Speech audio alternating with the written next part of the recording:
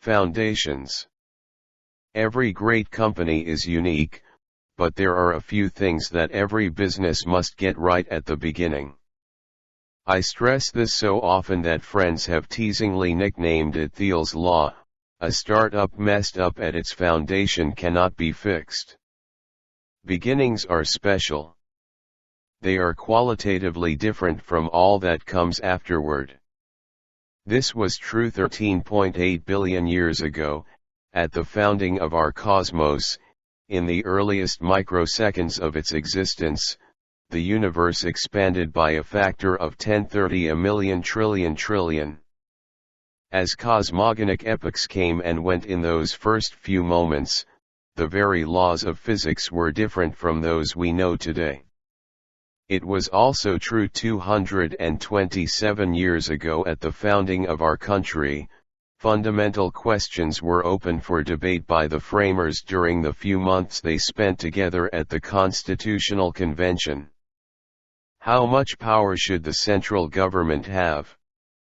How should representation in Congress be apportioned? Whatever your views on the compromises reached that summer in Philadelphia, they've been hard to change ever since. After ratifying the Bill of Rights in 1791, we've amended the Constitution only 17 times. Today, California has the same representation in the Senate as Alaska, even though it has more than 50 times as many people. Maybe that's a feature, not a bug. But we're probably stuck with it as long as the United States exists. Another constitutional convention is unlikely. Today we debate only smaller questions. Companies are like countries in this way.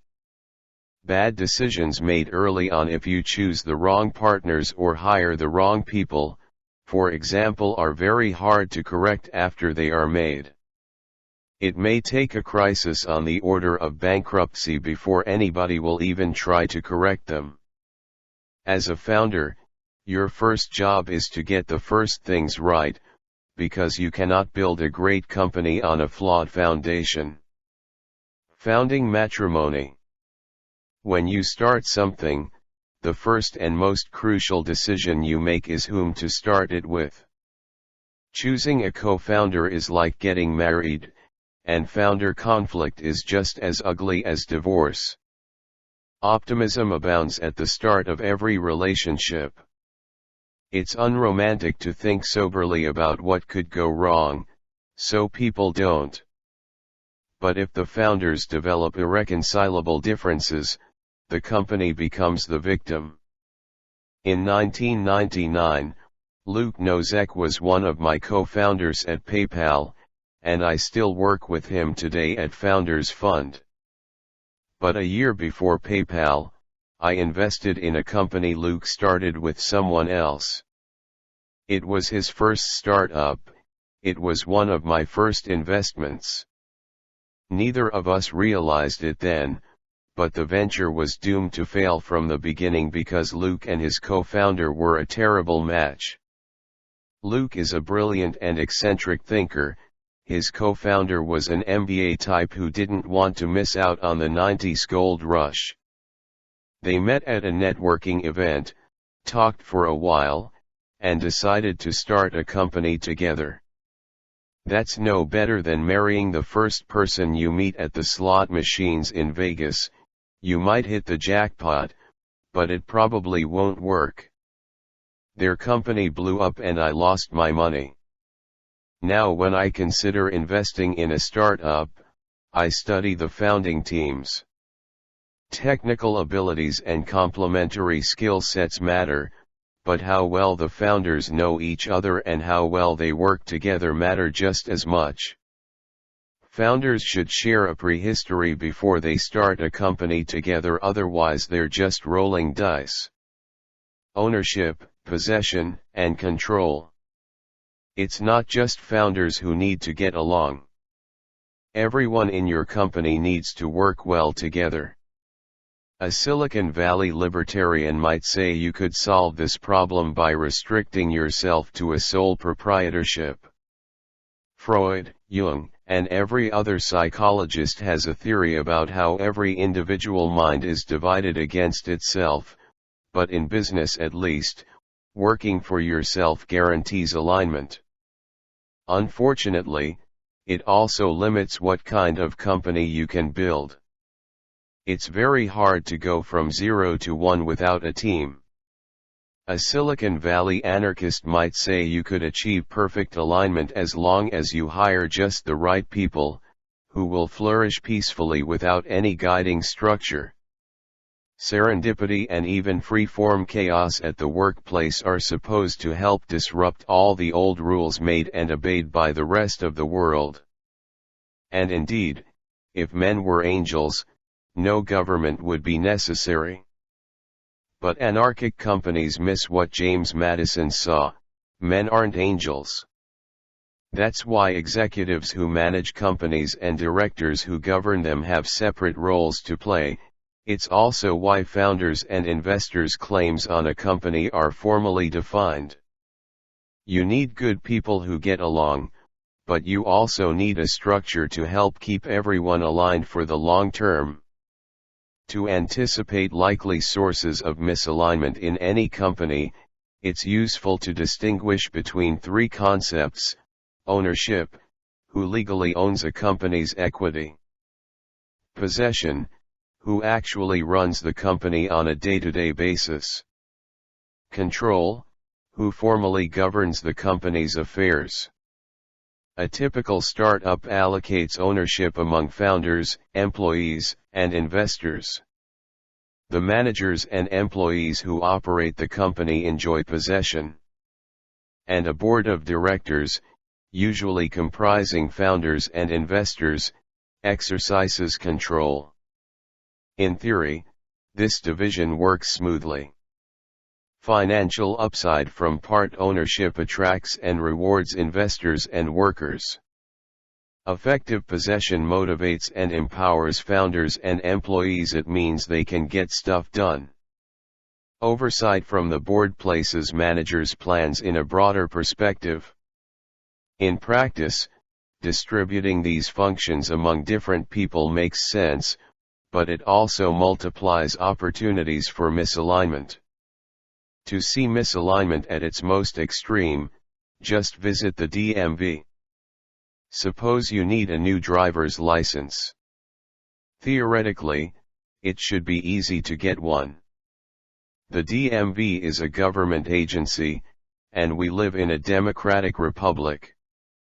All power resides in the people, who elect representatives to serve them in government. If you're a citizen, you're a part owner of the DMV and your representatives control it, so you should be able to walk in and get what you need. Of course, it doesn't work like that. We the people may own the DMV's resources, but that ownership is merely fictional. The clerks and petty tyrants who operate the DMV, however, enjoy very real possession of their small-time powers. Even the governor and the legislature charged with nominal control over the DMV can't change anything. The bureaucracy lurches ever sideways of its own inertia no matter what actions elected officials take. Accountable to nobody, the DMV is misaligned with everybody. Bureaucrats can make your licensing experience pleasurable or nightmarish at their sole discretion. You can try to bring up political theory and remind them that you are the boss, but that's unlikely to get you better service. Big corporations do better than the DMV, but they're still prone to misalignment, especially between ownership and possession. The CEO of a huge company like General Motors, for example, will own some of the company's stock, but only a trivial portion of the total. Therefore he's incentivized to reward himself through the power of possession rather than the value of ownership. Posting good quarterly results will be enough for him to keep his high salary and corporate jet. Misalignment can creep in even if he receives stock compensation in the name of shareholder value. If that stock comes as a reward for short-term performance, he will find it more lucrative and much easier to cut costs instead of investing in a plan that might create more value for all shareholders far in the future. Unlike corporate giants, early-stage startups are small enough that founders usually have both ownership and possession. Most conflicts in a startup erupt between ownership and control, that is, between founders and investors on the board. The potential for conflict increases over time as interests diverge. A board member might want to take a company public as soon as possible to score a win for his venture firm, while the founders would prefer to stay private and grow the business. In the boardroom, less is more. The smaller the board, the easier it is for the directors to communicate, to reach consensus, and to exercise effective oversight. However, that very effectiveness means that a small board can forcefully oppose management in any conflict. This is why it's crucial to choose wisely. Every single member of your board matters. Even one problem director will cause you pain, and may even jeopardize your company's future. A board of 3 is ideal. Your board should never exceed 5 people, unless your company is publicly held. Government regulations effectively mandate that public companies have larger boards. The average is 9 members. By far the worst you can do is to make your board extra large. When unsavvy observers see a non-profit organization with dozens of people on its board, they think, "Look how many great people are committed to this organization.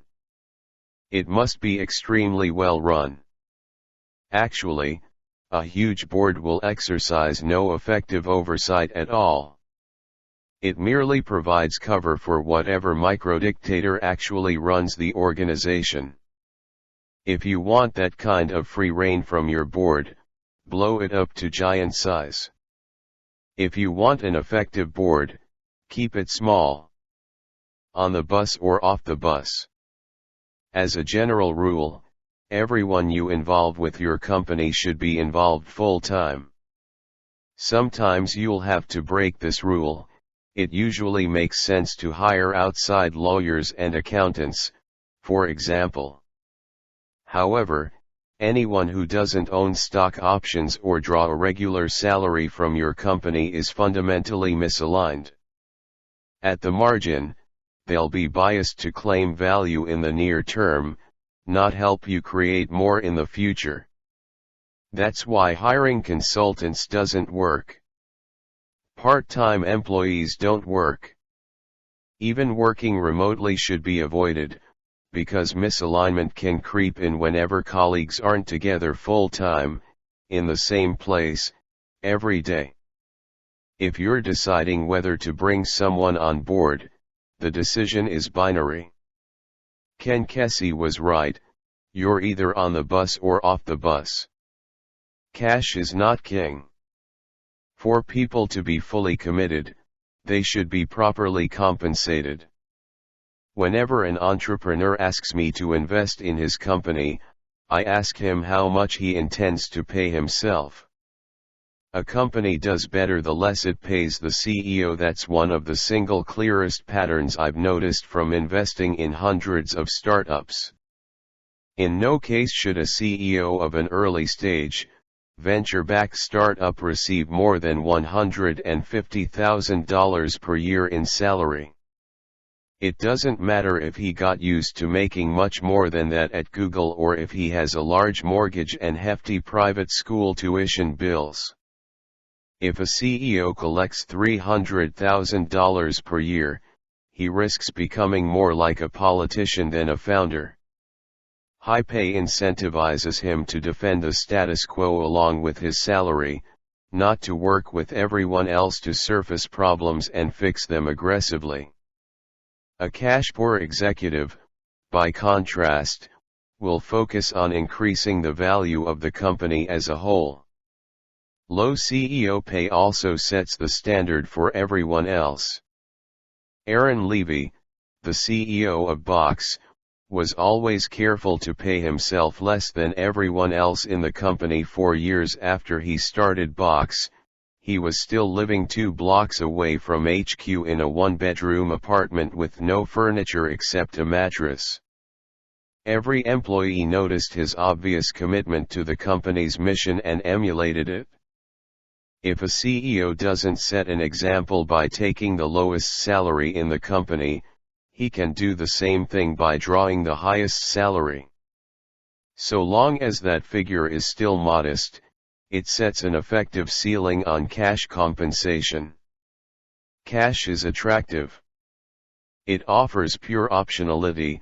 Once you get your paycheck, you can do anything you want with it. However, high cash compensation teaches workers to claim value from the company as it already exists instead of investing their time to create new value in the future. A cash bonus is slightly better than a cash salary, at least it's contingent on a job well done. But even so-called incentive pay encourages short-term thinking and value grabbing. Any kind of cash is more about the present than the future. Vested interests. Startups don't need to pay high salaries because they can offer something better: part ownership of the company itself. Equity is the one form of compensation that can effectively orient people toward creating value in the future. However, for equity to create commitment rather than conflict, you must allocate it very carefully. Giving everyone equal shares is usually a mistake. Every individual has different talents and responsibilities as well as different opportunity costs, so equal amounts will seem arbitrary and unfair from the start. On the other hand, granting different amounts up front is just as sure to seem unfair. Resentment at this stage can kill a company, but there's no ownership formula to perfectly avoid it. This problem becomes even more acute over time as more people join the company. Early employees usually get the most equity because they take more risk, but some later employees might be even more crucial to a venture's success. A secretary who joined eBay in 1996 might have made 200 times more than her industry veteran boss who joined in 1999. The graffiti artist who painted Facebook's office walls in 2005 got stock that turned out to be worth $200 million, while a talented engineer who joined in 2010 might have made only $2 million. Since it's impossible to achieve perfect fairness when distributing ownership, founders would do well to keep the details secret. Sending out a company-wide email that lists everyone's ownership stake would be like dropping a nuclear bomb on your office. Most people don't want equity at all. At PayPal, we once hired a consultant who promised to help us negotiate lucrative business development deals. The only thing he ever successfully negotiated was a $5,000 daily cash salary. He refused to accept stock options as payment. Stories of startup chefs becoming millionaires notwithstanding, people often find equity unattractive. It's not liquid like cash. It's tied to one specific company. And if that company doesn't succeed, it's worthless. Equity is a powerful tool precisely because of these limitations. Anyone who prefers owning a part of your company to being paid in cash reveals a preference for the long term and a commitment to increasing your company's value in the future.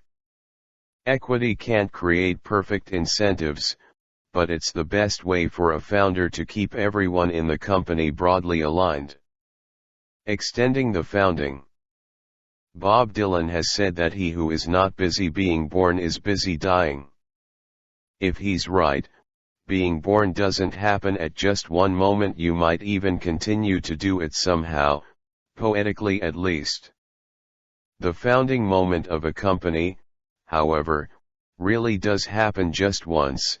Only at the very start do you have the opportunity to set the rules that will align people toward the creation of value in the future. The most valuable kind of company maintains an openness to invention that is most characteristic of beginnings. This leads to a second, less obvious understanding of the founding. It lasts as long as a company is creating new things, and it ends when creation stops. If you get the founding moment right, you can do more than create a valuable company, you can steer its distant future toward the creation of new things instead of the stewardship of inherited success. You might even extend its founding indefinitely. Thank you for giving your valuable time for this video. We hope you learned something new today. Please share your feedback to improve our channel. Please like, subscribe and share this video to your friends.